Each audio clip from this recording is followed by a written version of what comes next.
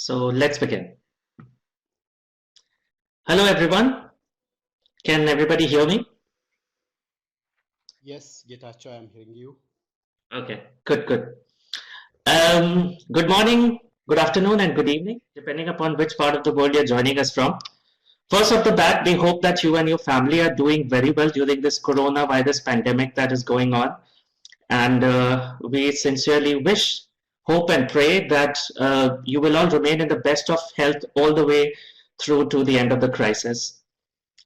In the meantime, we urge you to be careful, take the required precautions. You already know what those are. Keep washing your hands, do self-isolation with your family, maintain social distancing till we have seen this crisis through. While this is a time to withdraw ourselves to our homes and our families, we figured that perhaps this downtime is also a good opportunity to reflect upon the work that we do and to share our learnings and insights with each other. So we decided to organize a webinar every week for the coming 5 or 6 weeks to do exactly that, drawing on the work that we do in partnership with various other organizations. You can see the schedule of the upcoming webinars on the screen. You will find more details on the page www.thewaterchannel.tv/webinars. So today's webinar is about ecologically-based rodent management. This is based on the work that has been done by Meta, the Amhara Bureau of Agriculture and Rural Development, Mekelle University, and Debre University in Ethiopia's Amhara regional state. This work has been supported by the Dutch Enterprise Agency, or the RVO. We cannot emphasize enough how big an impact rodents have on agriculture and food security. Globally, up to 15% of standing crops or stored harvest is damaged by rodents. So that's food that we have grown but can't access because rodents have eaten them. For Sub-Saharan Africa, the figure goes up to 24%. So that's about 1/4 of your food security, if I may. In many parts of Ethiopia, the figure goes up to 46%, almost half. We do have rodenticides, but they are chemical rodenticides, which have all sorts of bad effects on the environment and on non-target species like pets and livestock and poultry. So we are lucky to have with us as main speakers today Luika Bosma from Meta and Getachew Ndayehu from the Amhara Bureau of Agriculture and Rural Development, who have spent a good part of the last 2 years in Ethiopia's Amhara region, first of all developing the prototype bio-rodenticide, bio because it has botanical ingredients instead of chemicals, and also developing and testing this wider methodology called ecologically-based rodent management, which combines the bio-rodenticide with the community mobilization that is needed so that the rodent problem can be tackled at a large enough scale. Before we hand things over to Luika and Getachew, some housekeeping. We'll have about 25 minutes of presentation followed by a Q&A session. We encourage you to keep sharing your questions and comments through the in the webinar through this chat box here. We will bring them to the attention of the speakers during the Q&A session. So Luika and Getachew, please take it away. Getachew, I believe you are beginning. Shall I start? Yes, I'm just pulling up your presentation on the screen. There you go.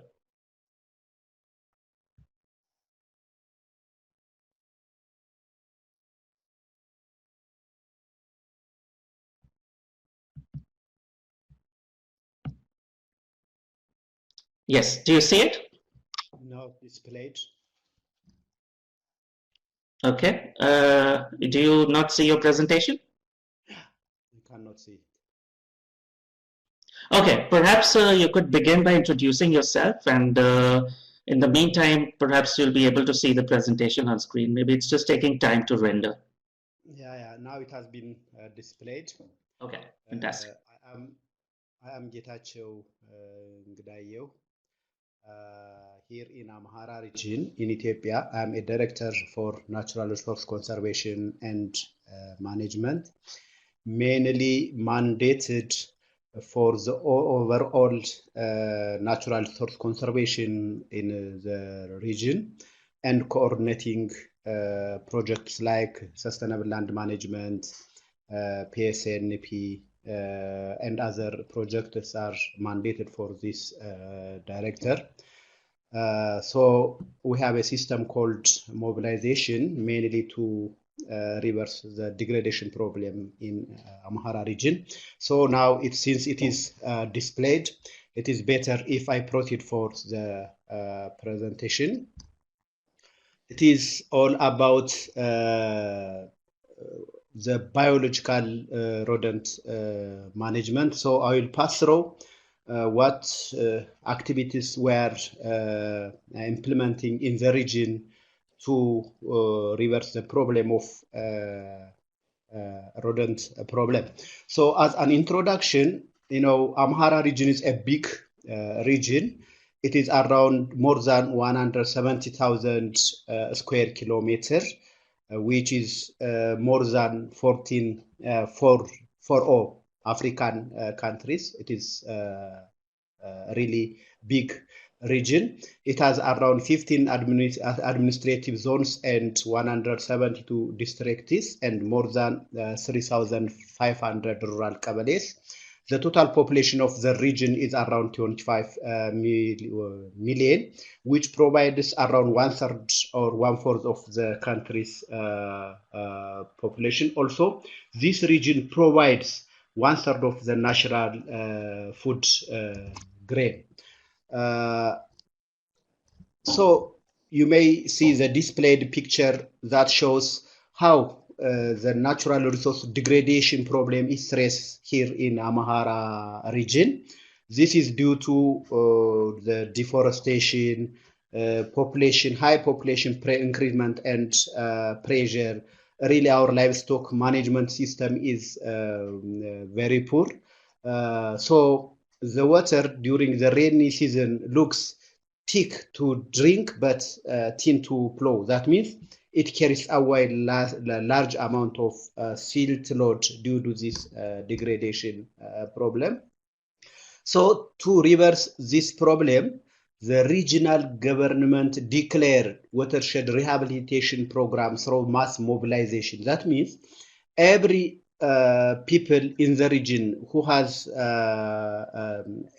all able-bodied are required to provide their labor maybe for 30-40 days during the slack period of the agriculture. So unless this worst problem, land degradation, is reversed, not only the development of the region, but life may be difficult in the region. So it was the biggest agenda of the government for, especially for the last 10 years. So we have achieved, or we have covered with different physical structures, around 3.3 million hectares of farmland has been treated. Also, more than 1.4 million hectares has been rehabilitated. Before that was degraded. Also, the forest cover of the region increases from 9.9% to 40.1%.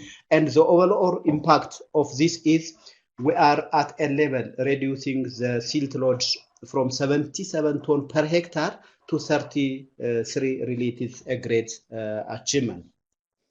We can see what looks like before and after treatment. The one we see on the left side is the area looks like before treatment, and the right is after treatment. Really, we have achieved a lot. Also, you can see what looks like in 2013. The landscape was degraded, looks barren in 2013, but after 2 years, it was we look a better improvement. But after now, it looks rehabilitated and covered by different species of tree. Also, many sources of fodder, and really, it is a great achievement. But one problem appears due to the rehabilitation of this degraded land. Rodent become a major challenge. Why rodent become a major challenge? Rats get food throughout the year. Since before treatment it was barren and it has no any fodder, but after rehabilitation there are a lot of fodder, and it is fully rehabilitated. So rats get food throughout the year. Also, the stone used as a shelter for the rats. Also, direct intervention of human being and animals was restricted. So rats get favorable condition to do everything without any interference. This all cause a breakout of rodent in many of the rehabilitated watershed and throughout the region. Also, we try to approach the rodent privately, individually, but it was also insufficient. Chemical application was no longer effective. At the same time, it has many side effects, but biologically there was zero innovation. We can see some of the picture on the upper parts. The land looks rehabilitated and fully furnished. It was really very good, but due to this rat infestation, people also start demolishing the stone bundles with mass mobilization. First, they rehabilitate with mass mobilization, then they demolish the structures by mass mobilization, because the infestation was too threat. Sometimes up to 50% of the crops were damaged with rodents. Also, you can see on the right lower side, the fodder was totally damaged by rodents. So the alternative was a biorodent side due to it has many advantages, because it is by the farmers and it is also for the farmers. This biorodent side can be easily prepared by locally, so it is a good approach. Also, it is made from botanicals which are volatile and has no long-lasting effect. One of the major problems for the chemicals was the many side effects. Also integrated with ecological rodent management. At the same time, the product, as we see the process, it can be easily prepared by women groups that can create a job. Also, it can be scaled up across the region. It is a big region. We can easily scale up this biorodent side. So also it takes into account many of the behavior of the rodents.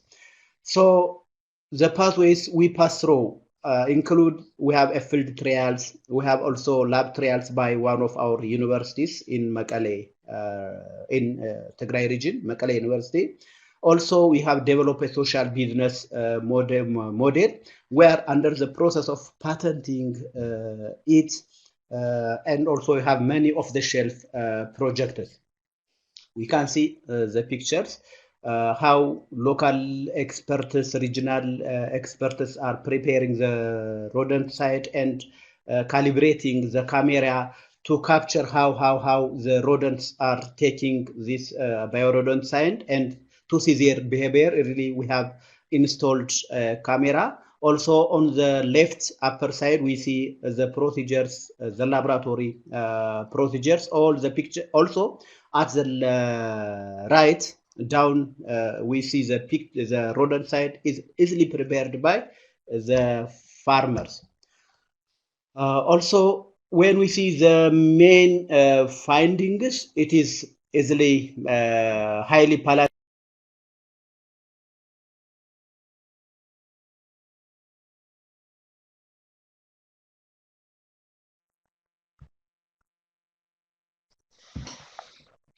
Sorry for the interference due to network problem, maybe here. So everybody is hearing and I think. So the main findings include the rats were nervous after taking this biorodent site. The camera clearly captured and shepherd's farmers locally observed clearly nervous rats, their dead body was clearly observable. Especially synergy between two botanicals was very effective. The croton and the crinum was very effective. So on the field trial, the main findings include many scavengers collected to get the dead rats, crazy rats running here and there, and we clearly observe when they are dying after they take this biorodent site. Also, awareness creation was given on the guideline for watershed user association here in Amhara region. Watershed User Association has a vital role in managing the watershed, the rodent management. They are really a key stakeholders. So giving awareness creation for this water users association and for the experts was very vital. So we give detailed training, field experience share, and finally they agree and plan their plan to manage the rodent. So the EBRM first results include controlling rats in around the houses. You see, in Amhara region, it is possible to conclude most of the houses are infested by rats. So farm after the training, we clearly observe out of around 3,500 households, around 2,680 or 74 were clear.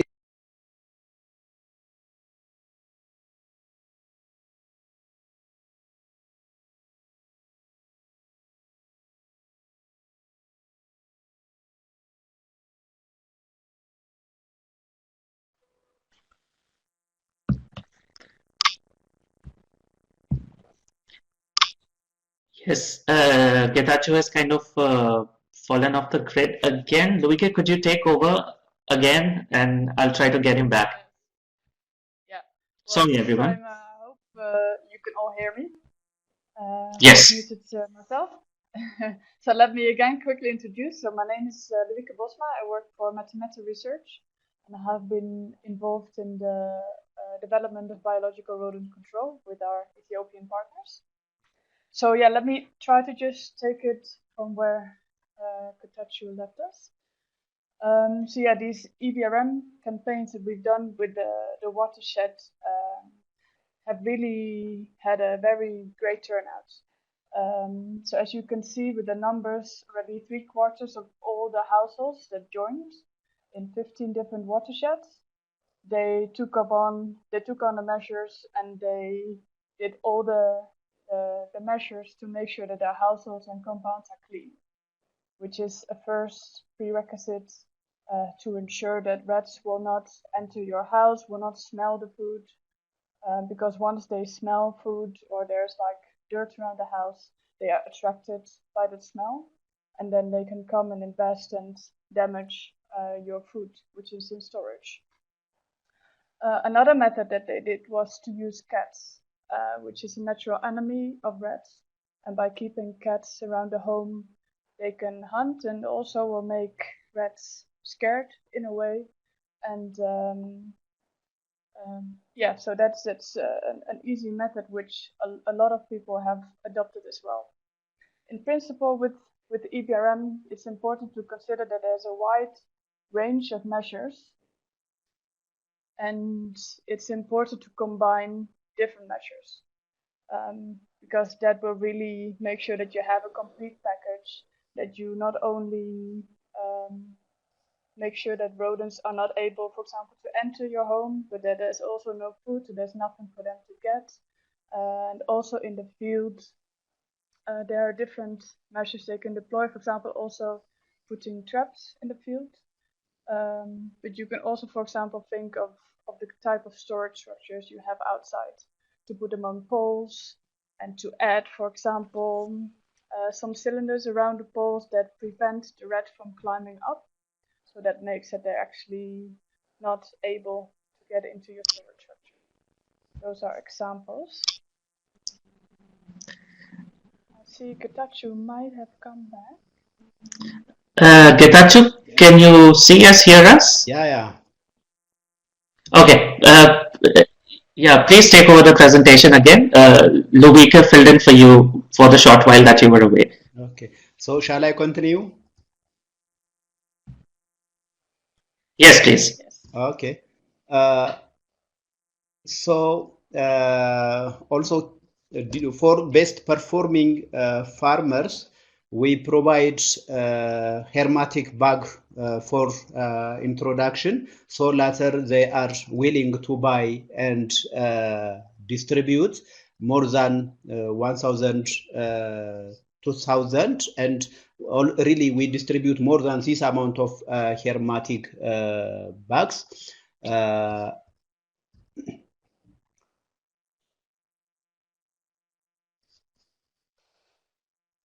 Also, controlling the environment in the agricultural fields was clearly achieved. Measures to improve the cultivation practices include more than 370 hectare synchronized farming. Also, on 118 hectare of land, there was intercropping in a way to protect the rodent infestation and distribution, or running from one farm to another. Also, grazing land management was the best option to improve the fodder. Really, in areas where they are not managed well, total fodder was lost, but in this 451 hectare of communal grazing land, which was managed by the community watershed team and all the community, the achievement was very remarkable. Also,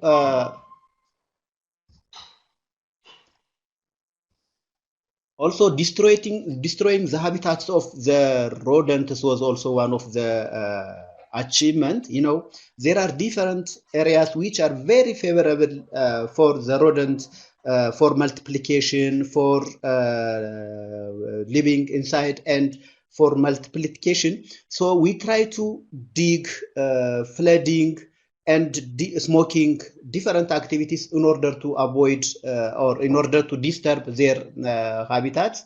Also, stone bends are very favorable for rodents to use as a shelter. So we try to abolish or devoid this and reconstruct after destructing the rodents. Also, different kinds of traps were introduced for the farmers. Really, all farmers practice all these traps, including stone traps, which are local, which can be constructed by the farmers.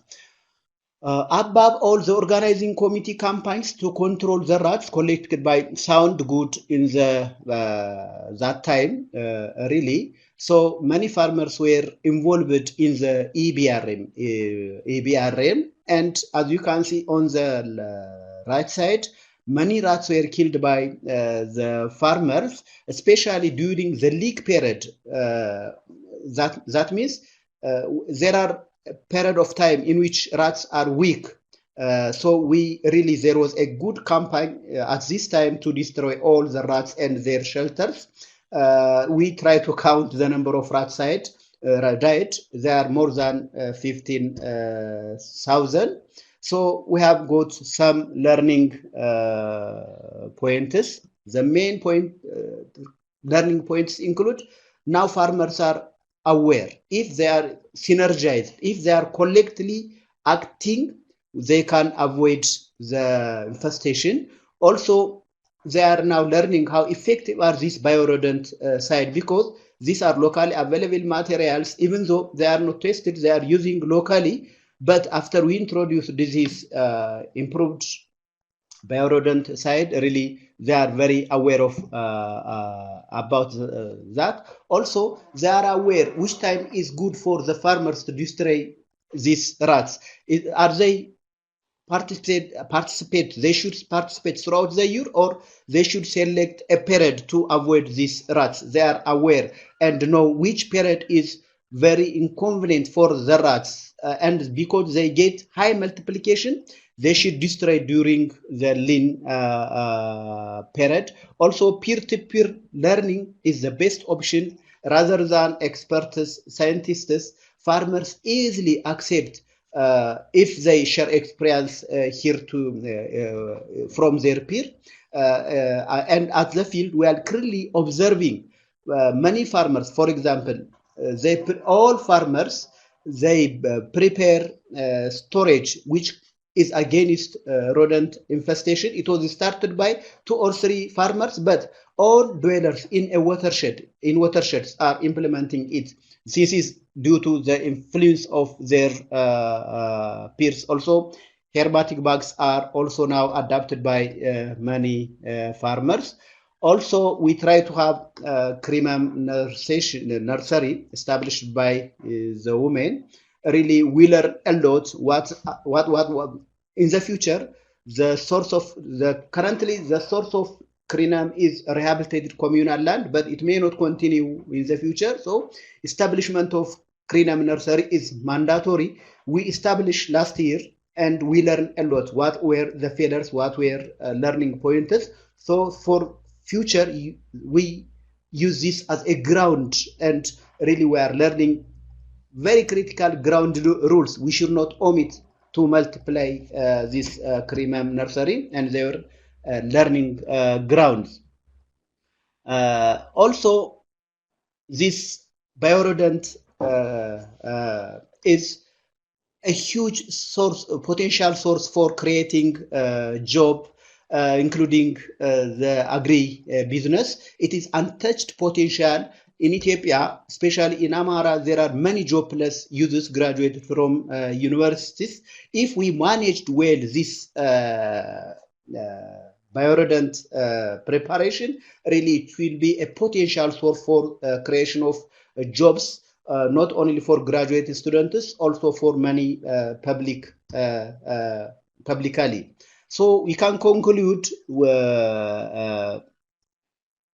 unless we manage this rodent management in the future, I'm sure it will be a great challenge for Amhara and for Ethiopia. Nowadays, losing around 50%, in some farmers even 100% is very stressful. So unless we manage this rodent control, in the future, our production and productivity and livelihood will be really very challenged. Also, regenerative agriculture is a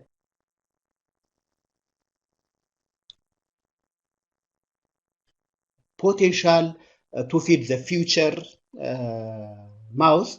Also, this biorodent preparation or biorodent in the rodent side may bring many landscape restoration. We have remarkable achievement in landscape restoration, but we are losing now it drastically due to rodent. So, but we are now learning. We will, or we have concluded, we will have, we can restore our landscape if we manage the rodent.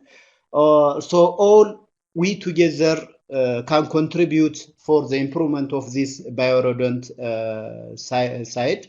And I'm sure in the future, we have a green hope if we manage it, and a big source for job creation.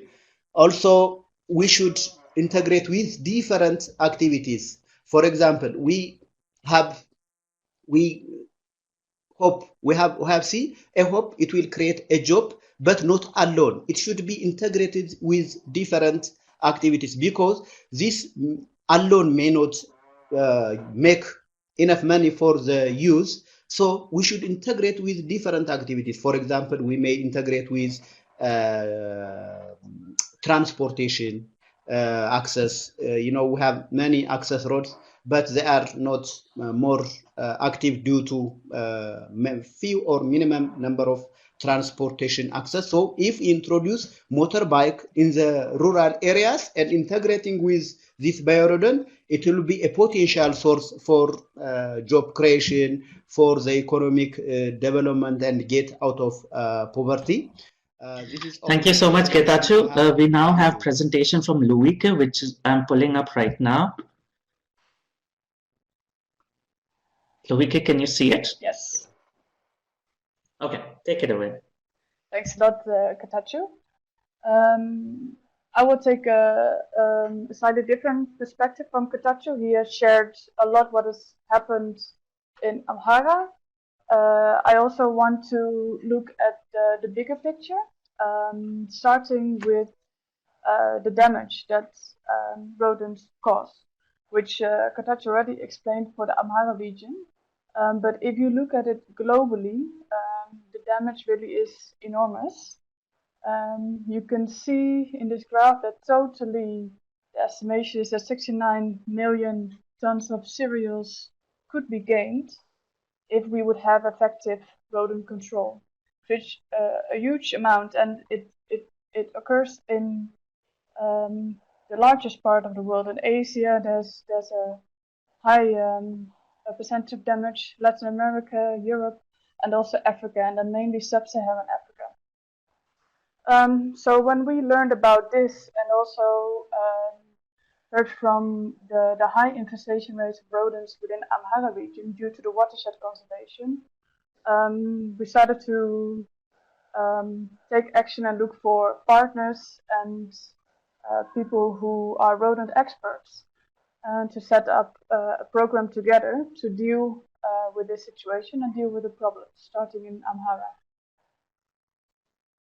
So Dutch has already shared some of the damage, but here are some of the numbers that we found within the watersheds that we started working. And you can see that the percentages of damage, they vary from 20 to 50%.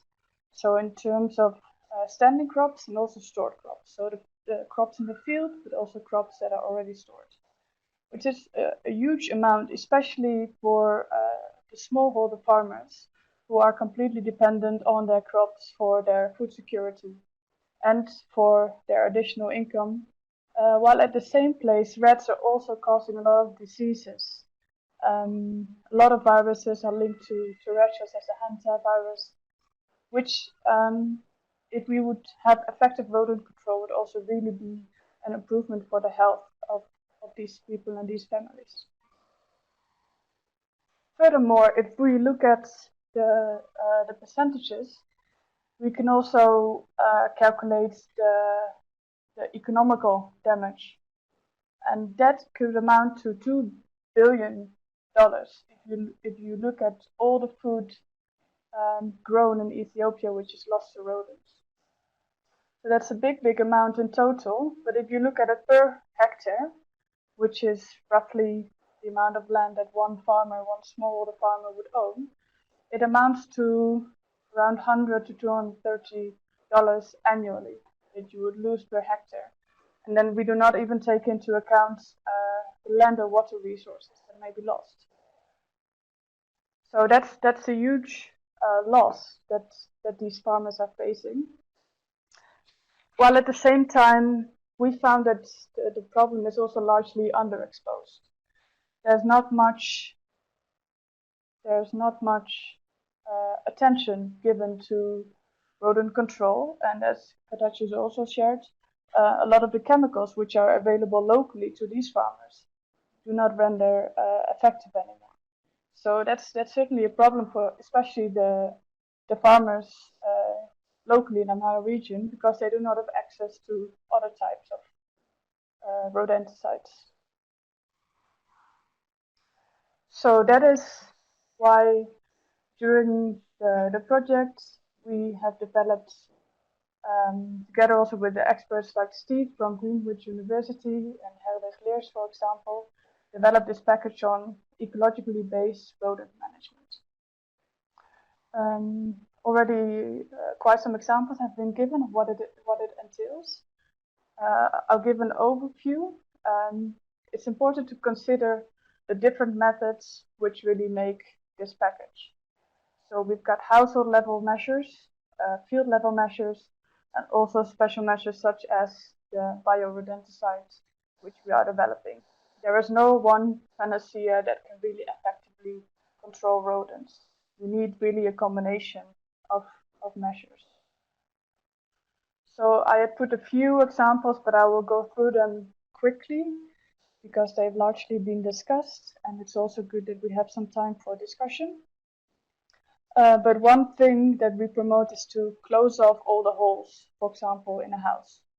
So to make a good concrete structure at the bottom, and to make sure that whatever holes that can be used by rats to enter, that you close them off. So that is one thing. Another, which is developed by people, farmers in Ethiopia themselves, is this type of storage structure.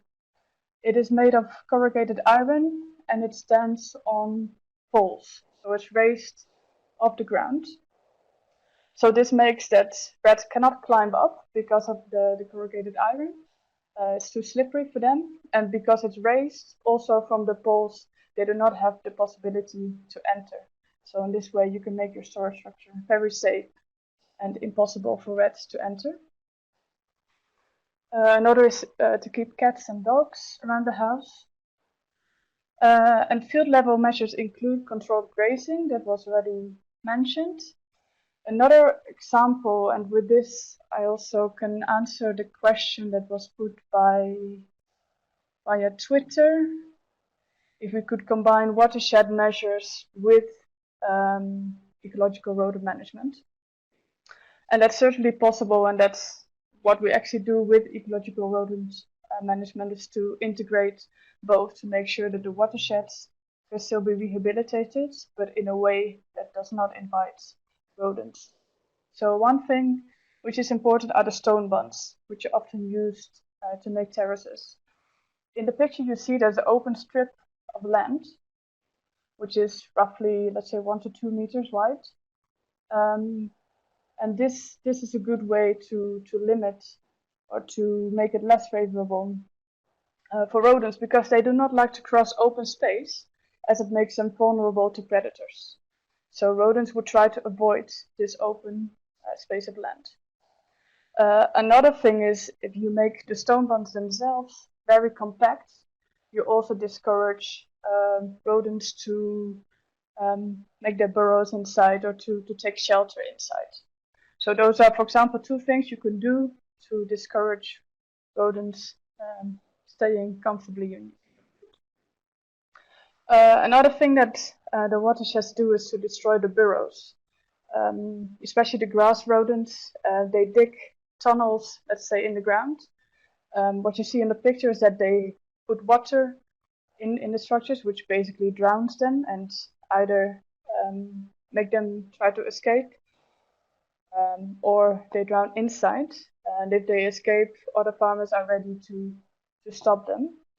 And these campaigns are done by watersheds collectively. So it's a collective effort, and they even have bylaws. So all the people are collected on certain days, let's say 1 day a week, and then they do these activities all together. And another solution is to attract, or at least promote, predators to rodents. For example, owls and other avian predators, but also mongoose, for example, and snakes are known to catch and kill rodents. And here you see that the farmers do this collectively. And that's one of the 3 main things. There are 3 basic rules, we say, in terms of successful rodent management. That is timing, as Katachu explained. Do it in the lean season, when there's the least food and they are rather weak. Do it collectively. So altogether, if there's only one farmer doing it, they can easily move to the next field. Now I will come back with the third in a minute. I've lost it just for a moment. So I will come back on that. And another thing, what we have done is the development of a biological rodenticide. So this is an innovation which provides a good alternative for these farmers, because the chemical rodenticides render often ineffective, and also there are a lot of negative health effects and harmful effects to non-target species. So there was a need for an alternative, though innovations were hardly taking place. So what we have done is, with the field research and the lab research, is that we've developed a biorodenticides prototype, which is currently ready, which has a high effectiveness, adequate time lapse, not to favor any buildup of immunity. It is not risky for non-target population. It's palatable by rats. It can be produced locally with basic training and basic equipment. And we will include user manual and safe handling instructions. That it is very important for the farmers to use it properly, which also means that they need this information on how to apply it, which was one of the reasons why the chemical rodenticides are now ineffective. So this is part of the project, is the training of women SMEs on how to produce this biorodenticide. So they group in teams of 5 to 6, and they have official registration as SME by the local government, and with technical training and business training, they are able to produce this biorodenticide and sell it locally. So this favors local increased income and job opportunities.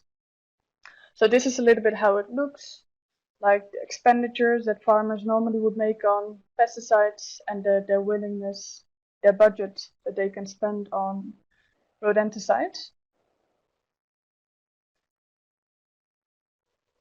Yeah, this is very short. So the aim is to have 20 of these SMEs who can produce for a total of 100 watersheds. This was discussed. So then, if we look at the impact of the campaigns of EBRM can already be seen by the farmers. And the primary impact is improve net primary crop production in terms of quantity and also quality. So quality is mostly on safety and reducing diseases or reducing like interference of other species. Second thing is the health of food crops and households, so reduction of rodent vector diseases. Also to ensure sustainable use of resources, so you don't lose the inputs you put in your field and in your crops. Also, since we started the watershed campaigns, the uptake has really been overwhelming. Even beyond the watersheds that were trained, they have exchanged through horizontal learning. So even more watersheds are already doing ecological rodent management.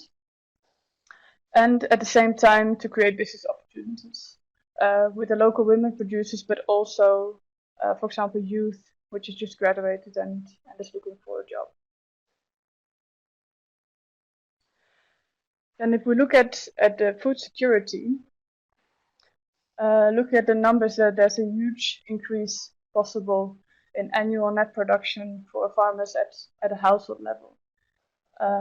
So we've seen an average of a €250 increase if you look per household, and it depends.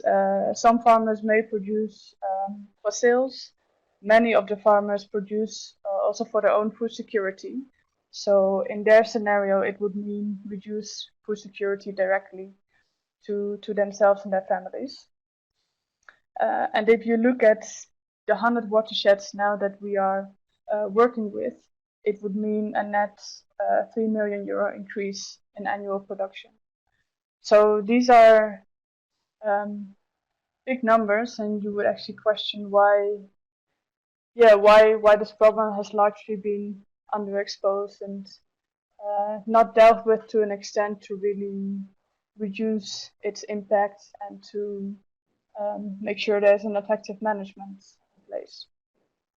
Because with the watershed campaigns, farmers were able to produce a lot more and to actually cultivate multiple seasons, which gave them a lot of benefits.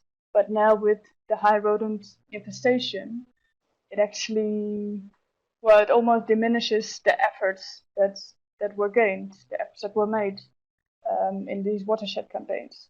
So it's really important to make sure that at the same time the watersheds can be rehabilitated and we can increase the production.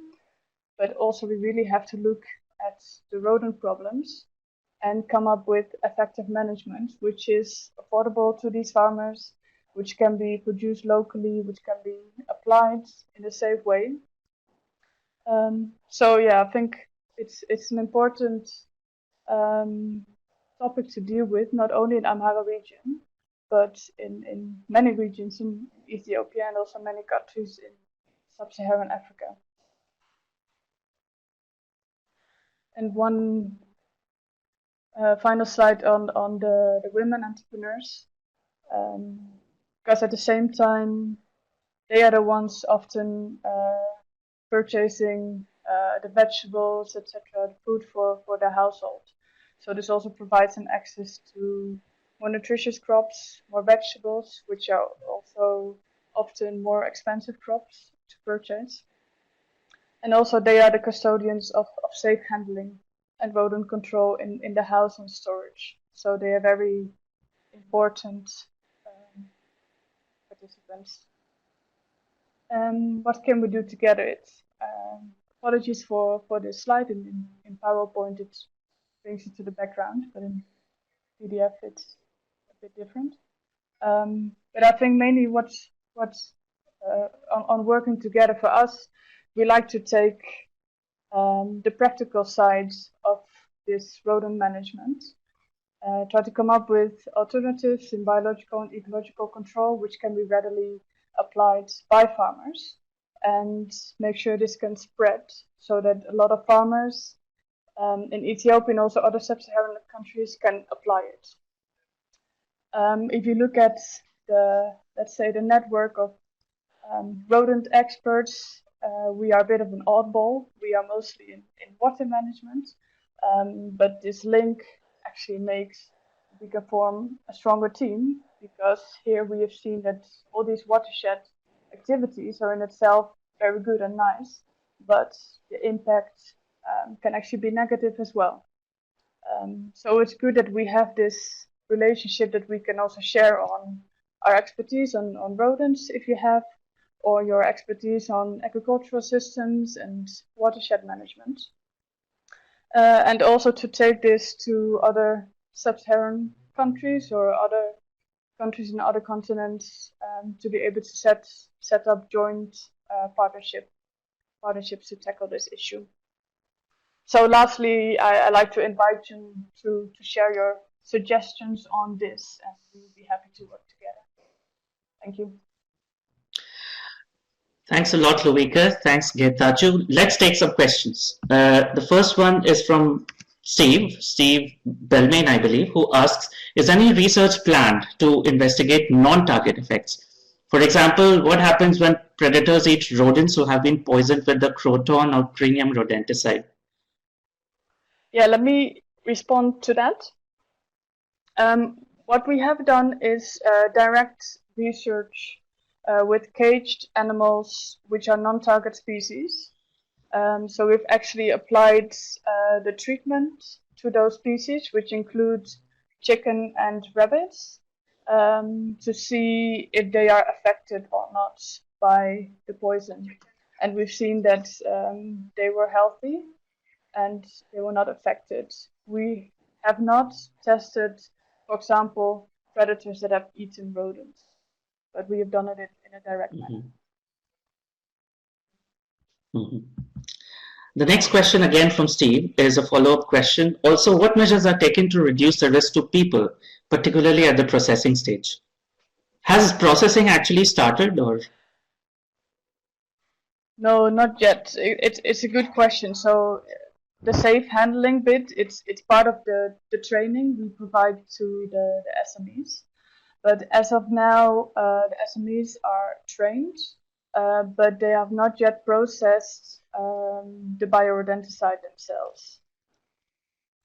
So yeah, safe handling would include safety equipment, etc. Also protection for the face, to not inhale any and not touch any of the poisons that they treat. Mhm. I have a question for Getachew, if I may. Getachew, given the shutdown related to the corona crisis, which I understand has also been started in Ethiopia and Amhara, I think he can't hear me. Getachew, can you hear me? Okay. Yeah. So given the lockdown that is in place right now, I understand that the production and the marketing process was supposed to begin sometime this year. What does the outlook look like? What is how does it look with respect to when do you think things can get moving?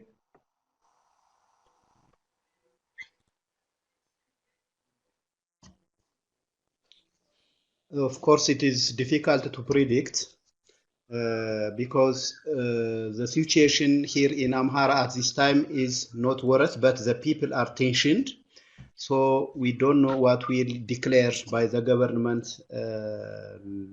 So we may able to know even the situation, the plan or the prediction after maybe the Easter.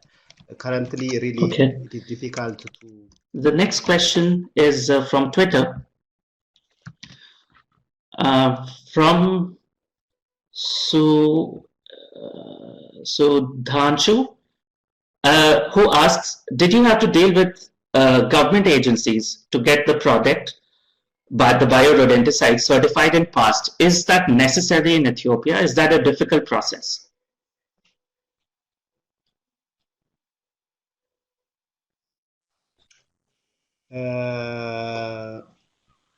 Yeah, communicating, of course, I'm also from the government, but there are special agencies mandated for this certification.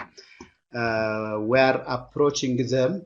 I assume it will not be that much difficult, but after we pass through all the necessary requirements, we'll request them to certify it. I assume it will not be, but we will see what will happen. Okay, thanks, and best of luck with everything ahead. Again, from Twitter, we have Mulu289, who says, can WH structures, I presume he or she means water harvesting structures, design be optimized to make them less favorable habitat for rats? I think one of you addressed this briefly in one of your presentations. So who would like to respond to this? Yeah, so as I explained, it certainly can, and I think that is really what ecological rodent management is all about.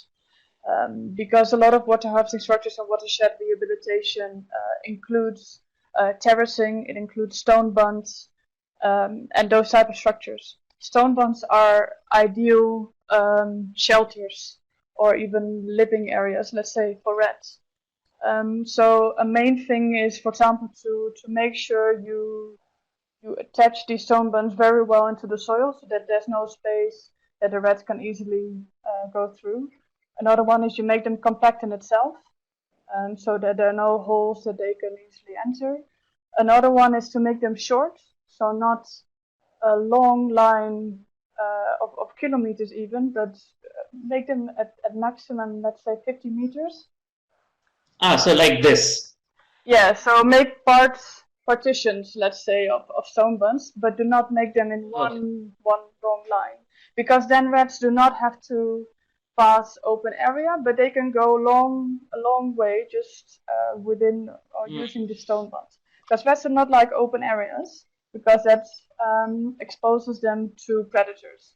So even if they feel that risk, they fear and they will not pass that land or that structure.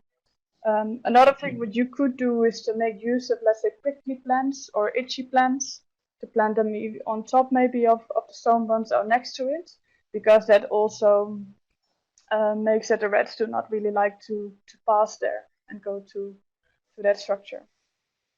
So those are examples, but we have actually a manual that has a lot of these examples, which I believe was also shared in the.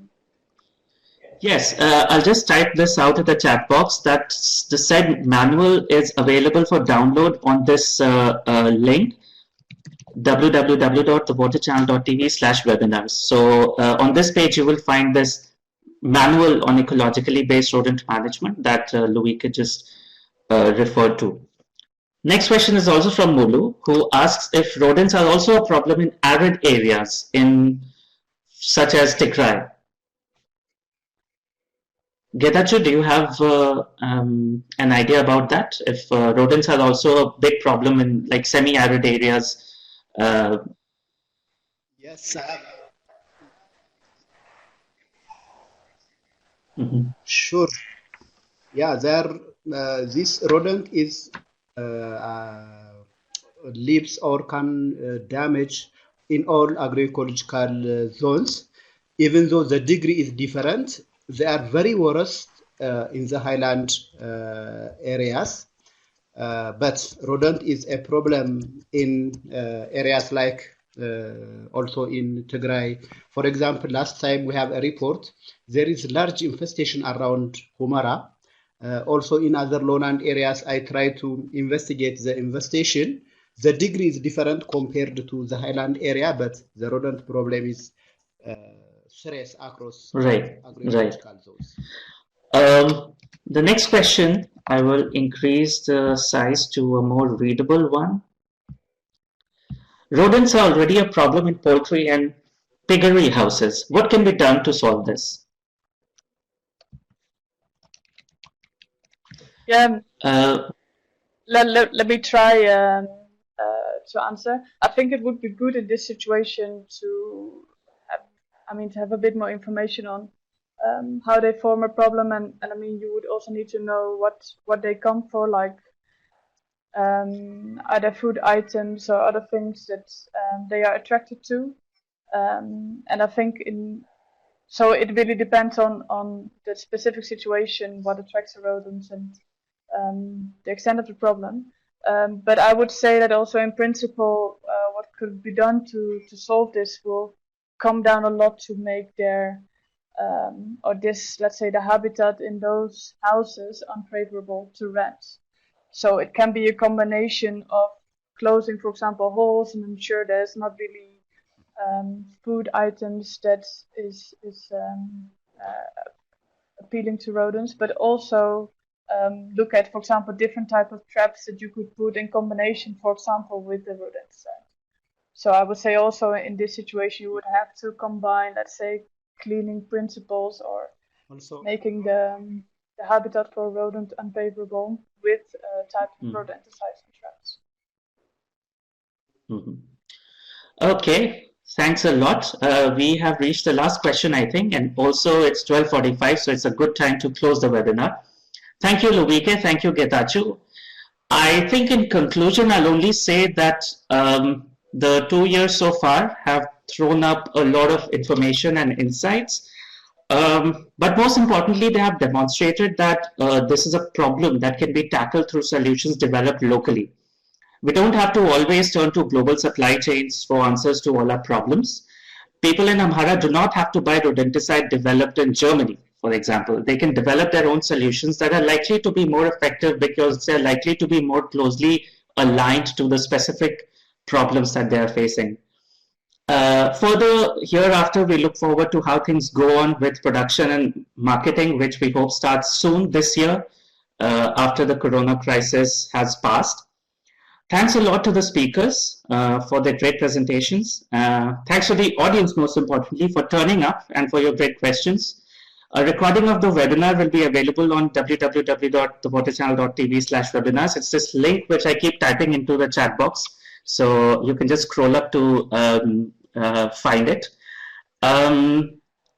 You will also find on that webinar page information about the upcoming webinar, which is next week, April 15th, in exactly a week's time, the next Wednesday. It is entitled Green Roads for Water, where we will discuss how roads can be instruments of good water management and boosting livelihoods. So thanks a lot, everyone, and see you soon next week. Thank you. Thank you. Bye-bye.